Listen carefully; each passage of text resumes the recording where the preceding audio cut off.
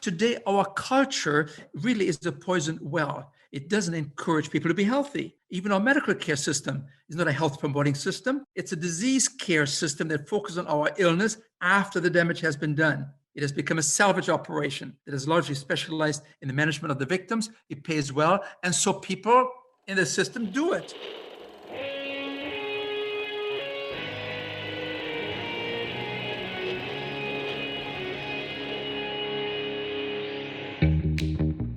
Welcome to Back to the Future podcast. My name is Victor Sadia, and I talk with brilliant minds and hearts of people who want to uproot and transform the current health and wellness paradigm. Good morning, good afternoon, good evening. Today we have Dr. Hans Diehl. Dr. Hans Diehl is the founder of the Lifestyle Medicine Institute and CHIP, the Complete Health Improvement Program. His books have been translated into 36 languages with more than 2 million copies in circulation. He earned his doctorate in health science and a master's in public health nutrition from Loma Linda University. He has been chosen as one of America's 20 superheroes of the health movement. Dr. Diehl, thank you so much for being here. It's my pleasure being with you. Can you tell me about your early infancy? You were born in the 40s after the Second World War ended. How was Germany in those years, and what was family life in the 40s and 50s? It was a very, very difficult time to grow up at that time. After the war, we had nothing in Germany. I was the oldest of 6 children, and we were actually almost dependent on care parcels that would come from America. I would receive some of the my clothing as a young child through the services of a church. And the church was a distributor of some of these clothing things that would come from overseas. So it was a very difficult time. We had to live on very, very simple foods. We were dependent on foods that we were able to grow in our gardens. My father was a big gardener because that's what you had to do. Was food also coming in from the States? No, not really. No, not really. Yeah, I was thinking that if it had, probably that's when you would had access to the first industrialized processed foods. Well, yeah, but they came more in the 1970s. That's when you had the big revolution in the area of diet becoming refined processed food, and foods became industrial products. That was the 1970s. So I think in a way we were kind of spared these kind of products in the 1950s and 60s when I grew up. Why did you decide, and how did you decide to become a doctor? Well, the first issue that I think I need to address is I had some special friends who migrated to Canada, and these friends would be on my case month after month. You got to leave Germany. It's too small. You got to come to Canada. That's where the future is. It's a huge country. It's virgin territory. Come over here. And so ultimately, when I was 19 years of age, the call of adventure became too strong, and I was on my way to Montreal, and I had the idea that at that time I had been trained to work for a large company in Germany that was making electrical household items like coffee grinders. And they actually said, if you want to go to our branch office in Montreal, maybe you can work with them directly. And I thought this was great. And so my task now was to change the drinking habits of Canadians to actually, since the company was making coffee grinders, my task was to let people know, hey, don't buy these coffee. No. You have to really buy the beans, put them into the coffee grinder, and freshly ground aroma. This was going to be the new thing, right?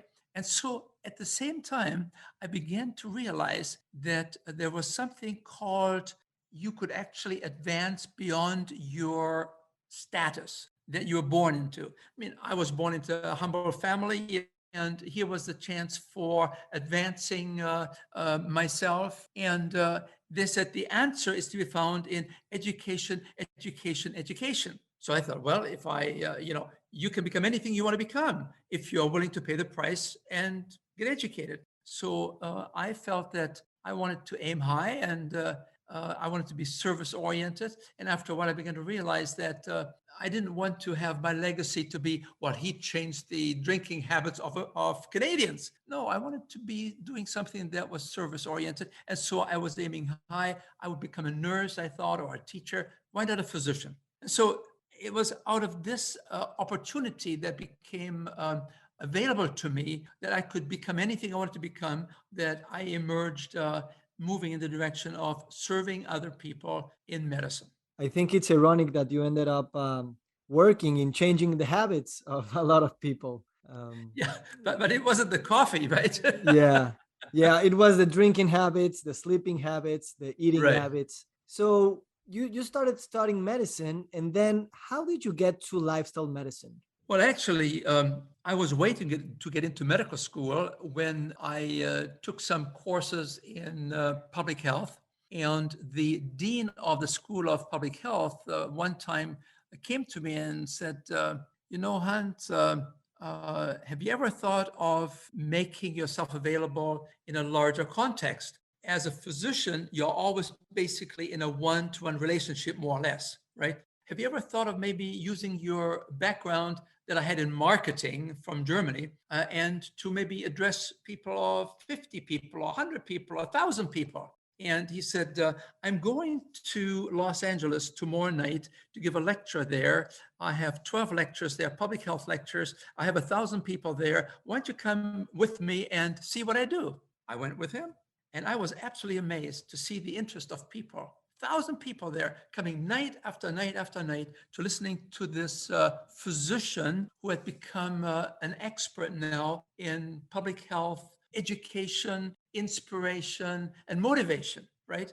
And so then he said to me on the way home from this trip, he said, Hans, have you ever thought about possibly joining our newest program in the School of Public Health? It's a doctorate in health science, which is focusing on nutrition, on exercise, on psychology, on education, because the chronic diseases that are emerging in our society right now, they cannot be handled with medications and surgical interventions. That will involve education and motivation and public orientation towards making lifestyle changes. And so he said it's a 3-year program.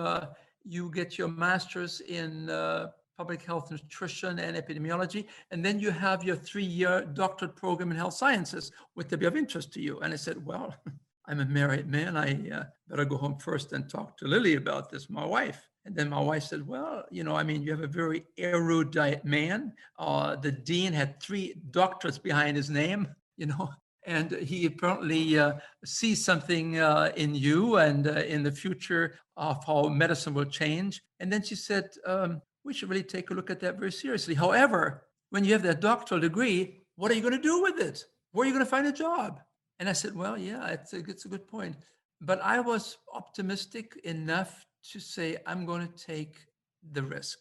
I also had sort of a spiritual orientation that assumed that there is a special purpose in life and there's a plan. And I and my wife, we kind of were open to those kind of concepts. And so that made it a bit easier to take the big lounge, to do the big jump, right, towards a doctorate in health science.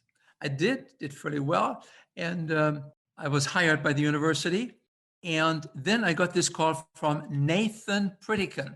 Nathan Pritikin was an engineer who had been very, very sick with heart disease and found an answer, not in traditional medical care, but he found it by reading epidemiology papers and medical papers. And he came to the conclusion that at that time in the 1970s, probably 80% of the world's population didn't have these chronic diseases that we have in America. And he said, why do we have it here and why not in 80% of the world's population? I mean, he was an engineer, right? He thought about cause and effect. And ultimately he said, well, with my heart disease that he was diagnosed, he said, maybe I should live like some of these people where the disease doesn't exist. And so he now went to his medical doctor's office and he said, I really want to try a vegetarian diet. And I said, absolutely not. we cannot take you on hesitation any longer. This is very dangerous. You will have anemia. You will not have enough protein. And yet the man tried it out. And, he also had a very, very high cholesterol in the 300s. And he asked the physician, is there anything that I can do to bring my cholesterol down? There were no medications at that time. And they said, no, sir. What you have, you just picked the wrong parents.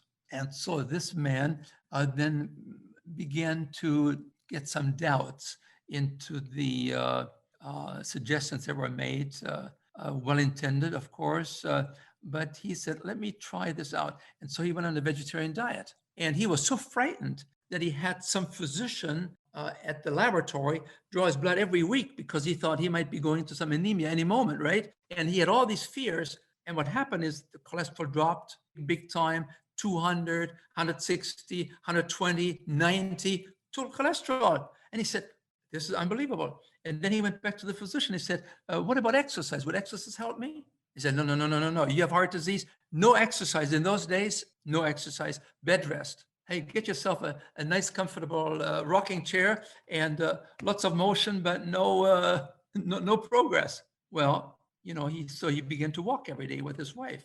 And after a while, he said to his wife, look, you don't have to baby me. I'm feeling very good. I have no problems. I have no angina pain anymore. I'm feeling good. And so I got this call from this man, and he said, Hans, I'm looking for someone that can help me in the research area here.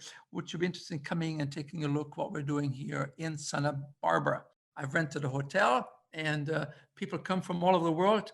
They have been to the best physicians, and they said, well, our heart disease is not being improved. We have more medications, and can you help us? And so he opened his clinic there, and so I visited there, and I tell you, Victor, I was absolutely stunned. I was a freshly, newly minted doctor of public health, right?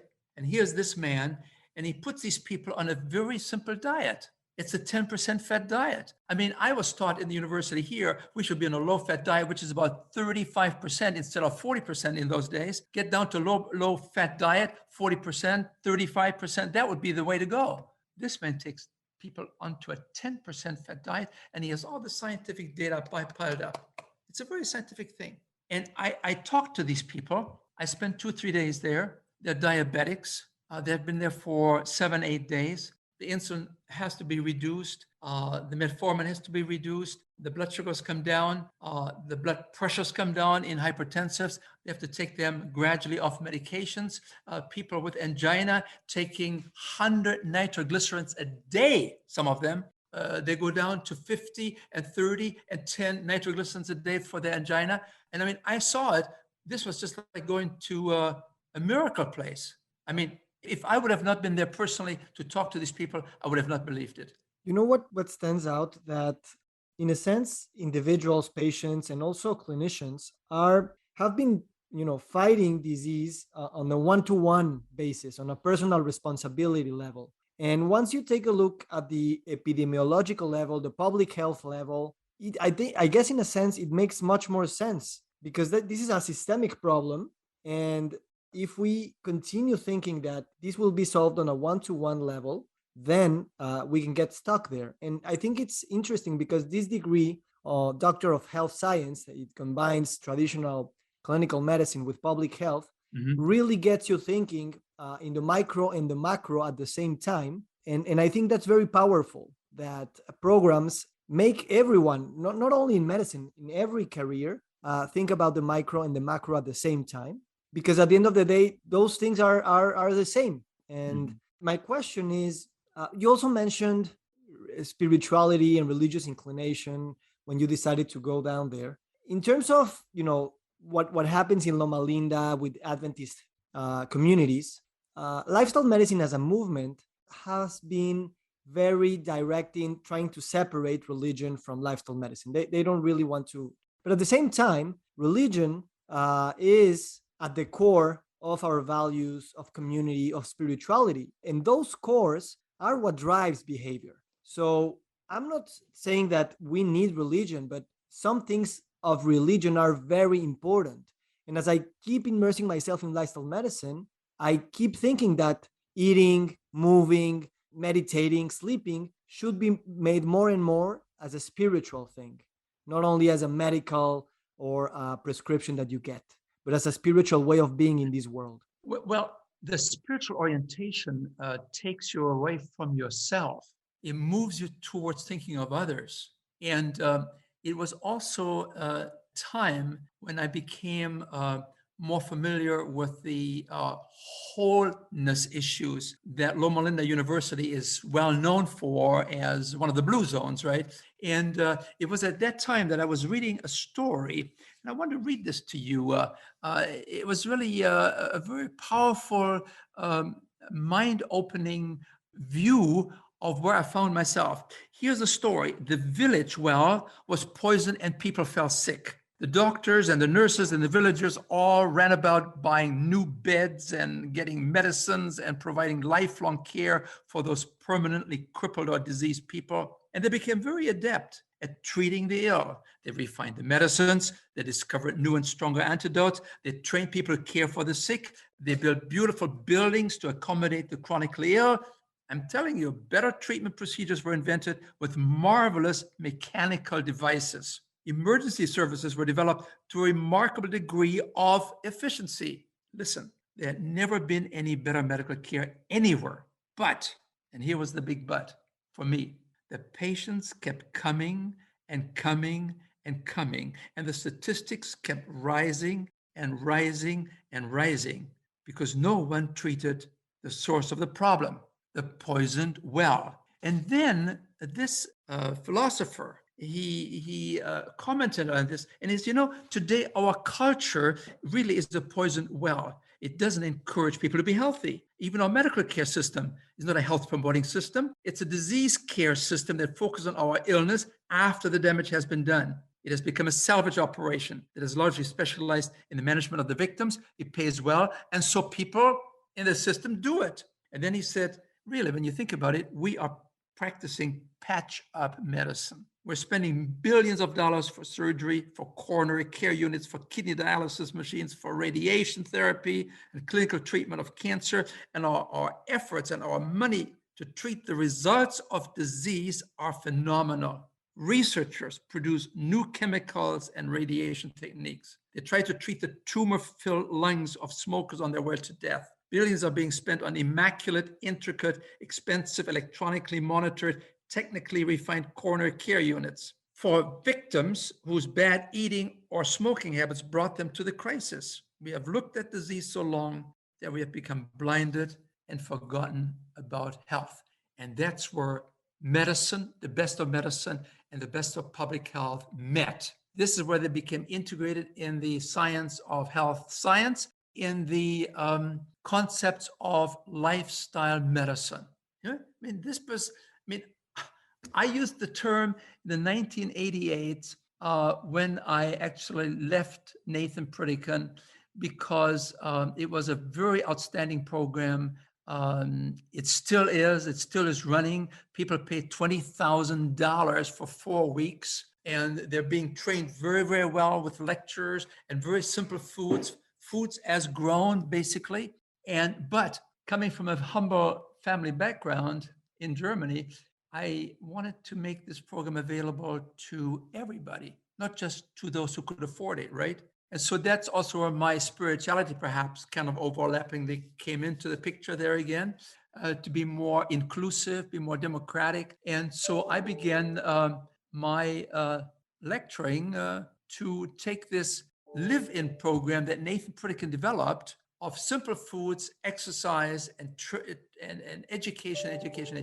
I took it on the road, and I had a friend in Canada, and he said, "Hey, why don't you come over here and give the annual preventive medicine lecture?" I said, "What's the purpose? What do you plan to do with it?" And he said to me, "Hans, I want to have healthier people in my town. It's a small town, 4,000 people, and we have some money left behind by a physician before he passed away.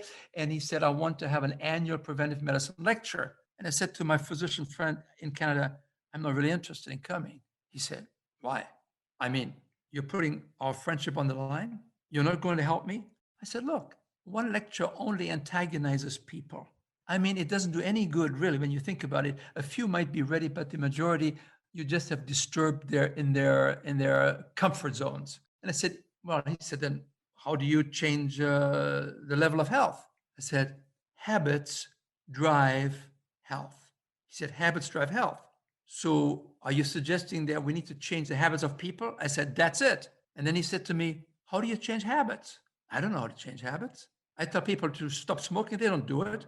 I tell them to lose weight, they don't do it. I said, no, you need to give them 20, 30, 40 hours of instruction in a short period of time, not just once a month or once every 3 months. No, they have to do this every day. And I said, it's just like brushing your teeth. I mean, you're right-handed, and I'm going to tell you, as of tonight, I want you to brush your teeth with your left hand. Can you do it? No, you can't even find your mouth. But if you do it 3 times a day, after about 3-4 weeks, 30 days later, you're going to be ambidextrous. He said, huh. So he said, you are suggesting that if you want to change the level of health in the community, you have to actually reach out to change the habits. To change the habits, you have to change the culture. You have to change the food in the restaurants. I said, exactly. It demands a cultural transformation. And so he said, well, so how many days do you think it takes to change habits? I said, well, the psychologists talk about 3 weeks or 4 weeks, something like this. So he said to me, so you're not going to come for that one lecture then, are you? I said, no, not really. I mean, I have a wife, I have kids, and I really am not convinced that this is going to do any good. He said, okay, are you willing to come for 3 weeks? And I prepare the town. I will have the people here for you. You can give a lecture every night. You need 2 hours, an hour and a half, 2 hours, and we'll see what happens. We do the blood test before the program begins, and we do it after 4 weeks again, and we'll see what happens. And that's how we started what we call the CHIP program, the Complete Health Improvement Program, which is centered on helping people to change what's between the ears. So, that's why I sometimes consider myself to be a non-invasive surgeon, brain surgeon, a non-invasive brain surgeon, because it has to happen up here. Because once that is cleared up here in the brain, that's where the interpretation of taste and everything takes place, right? So people say to me, well, if I have to eat this kind of crappy food, I'm sorry to use that word, but if I have to use, beans and fruits and vegetables and whole grains, and no, I'd rather die. I enjoy these foods. I said, your taste interpretation will change. You won't miss it after 3, 4, 5 weeks. And that's what happens. The important thing, I guess, is that you yourself had a brain change. Your mental chip changed. So then you could help others change their own. And I think that's still one of the main barriers to get this medicine out there, because even doctors who are interested in prescribing this healthy lifestyle, they themselves are not really either convinced or they don't practice it. In that sense, I want to ask you about Loma Linda University and their programs, because they train dentists, physicians, physical therapy, public health, and so on. And I imagine they teach a lot of very interesting academic curricula, but in a sense, I guess that there's also an experiential way of getting involved with what you're learning, and how they address you as a person, not only as a computer who's ingesting information. How is this cultivated in a university where health professionals need to know the information, but also embody those principles? Well, one of the things that the university is very committed to is to send students into the field, especially into developing countries. So when you have medical students, when they're in their 3rd year, and sometimes even their 2nd year, they send them to a country in Africa where Adventists have hospitals. Adventists have a very extensive medical care system around the world. And so they can now send these young medical students into the world field.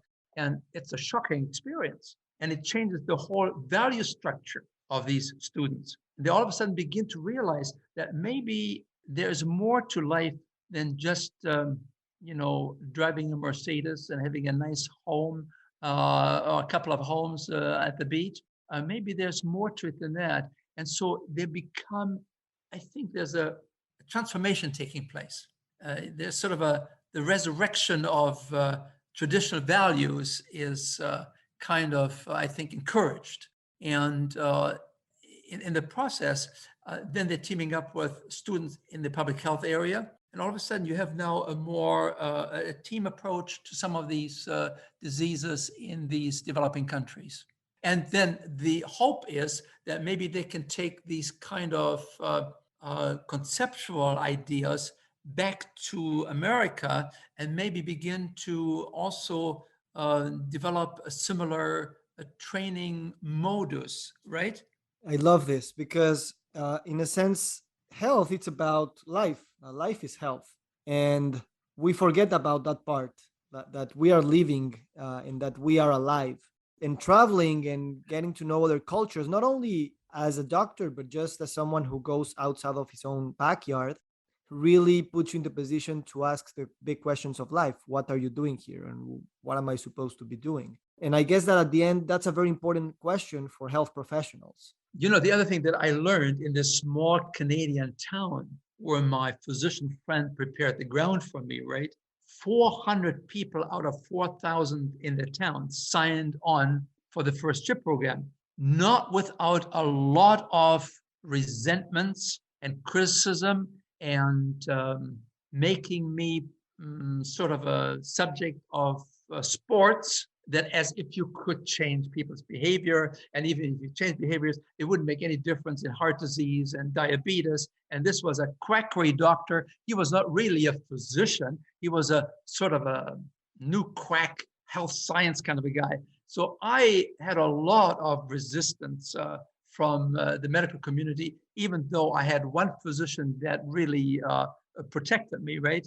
And of course, then the word spread to the neighboring town. And 1,500 people signed on to the next CHIP program there. And then it came to another town and 4,000 people signed up. I mean, people were really, and the results were very close to what Pritikin had in his residential system, right? So I began to realize we can do this. We can do this in terms of a group-oriented treatment system, right? And I got really excited about it.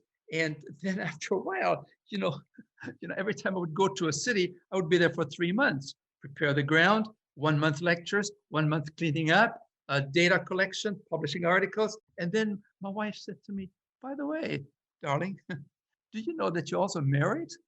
I mean, you're going all over the world helping people, and you're a father, you have 2 little children here. And it was just like a thunderbolt that struck me. She's right. And I love this girl. I mean, I would do anything for her. It was just like piercing my soul. And it was at that time that I began to realize I need to do something, put these lectures on videos, and then train people to show the videos and let it run all over the world. And that's what happened. So people are interested. And even though the medical profession at the time was really not very supportive of my efforts there, as a matter of fact, they would hire some dietitians, and the dietitians would write a column every night that I had a lecture. The next day there was, and your local dietitian experts, however, say, and then they would take me apart, right?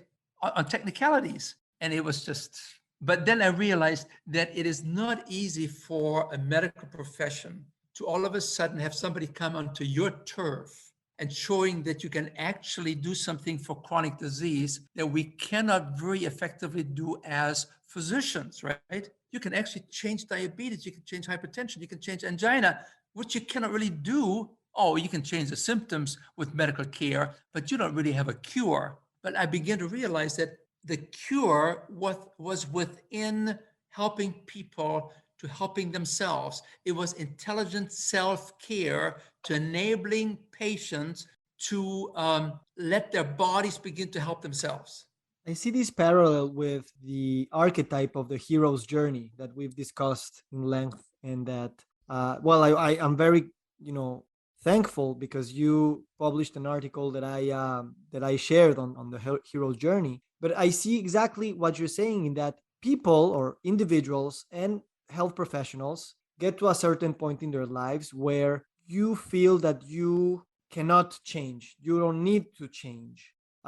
Your brain plasticity is even more, the mental structures are more robust, and it's even more difficult to change as we are older. But I think the parallel here is very important because we get to a point where transformation, self-transformation is a necessity, and that even health professionals have to change themselves so that they can change their patients. We cannot tell anyone how to change if we are not experiencing that change all the time. You're absolutely right. We have to be role models. But you see, if you don't have the concept as physicians that health depends on habits, and habits are shaped by intellectual and understanding, then you have no role model that can lead the patient into a believable, I can do it attitude. See, the patient is very uncomfortable. I cannot change. I mean, I tried to stop smoking many times. I can't do it. I tried to exercise. I can't do it. That's where the physician comes in as a role model and says, I had the same problem. Let me tell you, 3 months ago, I'm walking the hills of Loma Linda now every day. 7 o'clock in the morning, I see Hans Diehl there. And Yeah. and that's how it begins to change. Yeah, I think exactly, we need role models, but we need real role models in the sense that changing behavior and changing oneself is one of the most difficult things we can do. So the exquisiteness of all the variables that entail self transformation are really not very easy to be grasped in a book or in a manual or in a how-to guide. It's True. really an art, a science, something that you can control a few parts on and other parts are unknown. And that uncertainty that the health professional is living through his own or her own transformations creates certain kind of empathy, even if he cannot or she cannot explain exactly what to do, or the contexts are very different. But the courage you have to face uncertainty is something that needs to happen so that then you can be a health leader. Victor, you're so right. I mean, especially when you have a medical profession, which is very tight. The moment you step outside of that tightness, right? There's criticism. People wonder whether you lost it. You're no longer supportive of the policies of the profession. And then, as you are now struggling with these new concepts, you also have to feed your family. And so you have to worry, how do I find an economic base for my new actions? I mean, everything is very tightly organized in the medical care system, right? You do this, you get this payment, you do this, you do this. Who's going to be paying for these services? So there's a lot of, it takes a lot of courage for that health professional to become really a health professional and to leave the disease somewhat, when it comes to chronic disease, we need to push health. Yeah, you have to risk your reputation. You have to risk Yes. the fact that people will call you that you have lost it somehow. You have to risk even a new economic model to monetize a new way of creating health. And those are really identity crashing things. Yes. So that, in a sense, the health professional is having that in his life or her life, and the patient is having an identity crash through diabetes or heart disease, but at the same time they are lived the same way because we don't even imagine how the other side might look like, and all the system is telling us there's not much you can do and you are pretty much alone. In a sense, that's what I wanted to talk about, your early life and how you had those stories in your mind, in a sense, that could tell you who you could become, so that when the moment came for you to be a physician in different terms, those stories enabled you to go through those paths. And I think it's amazing that you, since the beginning, followed an engineer and not even a doctor to learn probably the most important things that you practiced and you teach for decades after. No, that was a major a moment of understanding. Here is an engineer that's looking at cause and effect. He knows there is something wrong here, and then I must develop a formula to fix this. Medicine doesn't look at disease in the same fashion. Medicine is basically oriented towards alleviating discomfort, making people more comfortable. There's some medications, we can take care of you, even though it doesn't produce the cure that we wish we could always find, especially when it comes to these chronic diseases. I mean, you have a chronic disease, you die with it. There's no cure for it in medicine, right? You have heart disease, you can have bypass surgery, you're dying with heart disease. You have high blood pressure, you take the medications, 2, 3, 4, 5 different medications, and you die with high blood pressure. So this was a very major game-changing moment for me to realize that how do you look at the disease? This engineer, because he had heart disease himself, found the answer, and he looked for the cause and then the effect. And in medicine today, we're not really, we don't really talk about causes anymore. We have not realized that there's a direct relation between diet and disease, right? We have no instructional units in medicine in training. So when I come as a health scientist and I talk to some of my medical colleagues, they kind of look at me kind of askance because where'd you get this from? Are there some scientific articles about this? You have documented what you have done? I said, yeah, over 50 scientific articles have been published about our CHIP program. Really? Are these, double-blind? I said, yeah, I say we have. And then even then, they're really shocked. And then they kind of push it away because it's too uncomfortable to deal with this new reality, right? That there could be an answer, there could be a cure for heart disease, there could be a cure for diabetes, and sometimes within weeks. It's exciting. It is exciting. And I guess that the fact that Nathan Pritikin was an engineer, but also a patient, gave him a lot of insights. Like, we train doctors to treat cancer and heart disease and diabetes, but they have never had diabetes, cancer, and heart disease. And I'm not suggesting that we should get them those diseases so that they learn. But at the end of the day, there's a lot of things that we learn when we get or we have a disease that cannot be thought in an academic way. In this podcast, we interview a lot of doctors and health professionals who tell you about their life-changing diseases like cancer and others. And it's incredible how their own practice changes 180 degrees because of that. It's difficult to teach empathy academically, isn't it? Exactly. But you have gone through a disease, all of a sudden, you understand.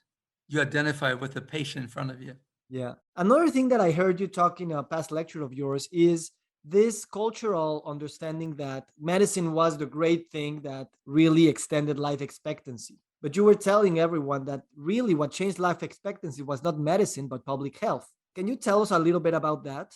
Well, you go to medical conventions and you will always have a lecturer that will point out that we're living today 40 years longer than people 100 years ago, thanks to the advances in modern medicine. And while they can take and deserve some credit for it, but when you really look at it more closely, the reason why we had such a low life expectancy at birth in 1900, 100 years ago, was because every fifth baby died before the age of 1. So that lowered the life expectancy for the whole cohort. Now, if you would have looked at, and I've done this, I've gone to some cemeteries, and I usually go there and I see how long these people live in the 1880s. And many of these people, they lived 70, 80 years and no medical care. It was in its infancy. We had nothing to offer, right? And so then you begin to see in the 1920s and 30s, you now see the development of public health measures, clean water, maternal health care, and so on. And then later on, you have the vaccines. But the vaccines came in the 1940s and 50s, and the life expectancy had already changed dramatically because of public health issues, right? And yet we sort of very glibly look at this thing and say, well, thanks to modern medicine, we're living now 40 years longer. And I have to say, this argument doesn't hold water very, very well when you look a little bit closer. So I think we can safely say that probably we live 6, 7, 8 years longer today than 100 years ago once you have overcome the childhood diseases. So a 65-year-old man today probably lives 6, 7, 8 years longer than a 65-year-old man 100 years ago. But again, Victor, what are these last 6, 7, 8 years like? Is this extending health, or is this just taking care in a special care home, right? Absolutely. So what we need to really do is we need to talk about the health span rather than lifespan. I like to have a health span of 80, 90 years or plus, health span. And so the Adventist Health Study has taught us that Adventists that are vegetarians, people used to ask me, well, what do they die of? I said, oh, they die of old age. And so I talked to the top man, the principal investigator. I said, tell me, Gary, what do these Adventists die of? You know what he said? He said, Hans, they die of heart disease and of cancer. I said, no. I said, yes. But he said, the final phase of the disease is compressed. The disease happens maybe 10, 15, 20 years later in life. And then in the last 2 years, it takes over. But if you are the typical American, you develop this disease when you're 45, 48, 50, 55, 60 years of age, and you gradually fade off the scene with diminishing health and enlarging chronic disease symptomatology, right? So, I think it's very important for us to distinguish between lifespan and health span. And health span is determined by what we are willing to do for ourselves, right? If we start talking about health span and not lifespan or causes of death, we will get more into the details of how that happened. Because the cause of death is not the main thing that we want to know. Well, actually, I think the cause of death is usually diet. We put on the death certificate heart disease. Well, the real cause actually is the lifestyle, right? That has created the underpinnings for a decline in health. And the Adventist Health Study, which is a study with over 100,000 people here in North America that have been very carefully monitored over a period of 7 years, what we have learned, among many other things, is that there's a compressed morbidity. It happens during the last 2 or 3 years of life. Even among plant-based, whole food practicing Adventists that are following some spiritual value structure and so on, they have regular church attendance and so on, still, those diseases, they sort of come towards the end. We're not totally protected from them, but they happen like a compressed morbidity kind of syndrome. Dr. Diehl, I want to thank you for this conversation. It's been an honor, meeting you for the past, few months. Your generosity and your openness and your friendship has really impacted my life. And I want to really thank you from the bottom of my heart for these conversations and the conversation that we will have in the future, potentially welcoming you also to Mexico and, spend a few days together. Thank you. You have really impacted my life with this whole concept of the hero's journey, the transformations that a patient has to go through that I was not totally aware of, or I didn't identify them in phases as you have done there so very, very well, or the hero's journey for the health professional, the hurdles that have been to be taken, right? And that we need to stand behind these people and help them to make the break into this exciting new world of lifestyle medicine. Thank you so much. I feel deeply indebted to you, Victor, and I'm looking forward to working with you. Thank you. Thank you so much. Have a great day. Thank you.